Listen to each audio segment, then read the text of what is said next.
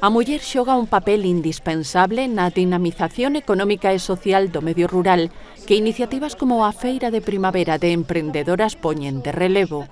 Da man da Universidade de Santiago de Compostela, coa chegada da Deputación de Lugo, a feira deu visibilidade ao liderado feminino en empresas e institucións.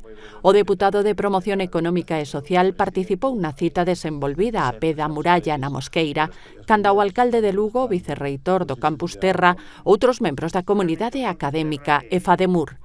Nunha mesa redonda, Pablo Rivera reafirmou o apoio da Deputación de Lugo ás emprendedoras para facilitar o desenvolvemento dos seus proxectos en igualdade. Emprender non é fácil, no rural ainda é máis difícil, así que eu creo que ten un valor engadido facelo. Preto dunha vintena de produtoras e elaboradoras de queixos, mel, viños e pan, entre outros alimentos e bebidas artesanais, xunto a cociñeiras, restauradoras e outros profesionais do sector agroalimentario, acudiron á feira que chegou á súa cuarta edición.